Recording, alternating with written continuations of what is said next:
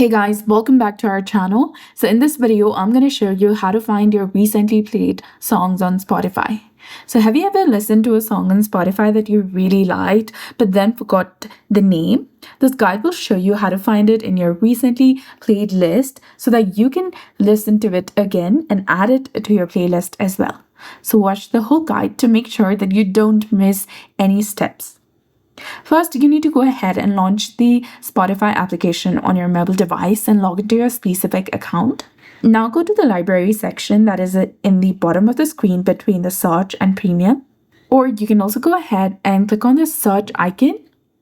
This will open a list of options. Then after tap on recents.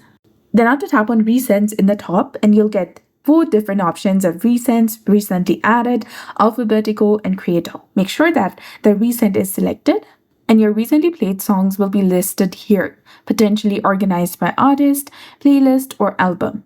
Tap the arrow to the right to expand the section. Go ahead and expand the section and see the songs that you listen to. You can scroll back to see any songs you listened to further back in time. So that's it. I hope you found this video helpful. If you did, please like, share, and subscribe. Thanks for watching. We'll see you again in the next one.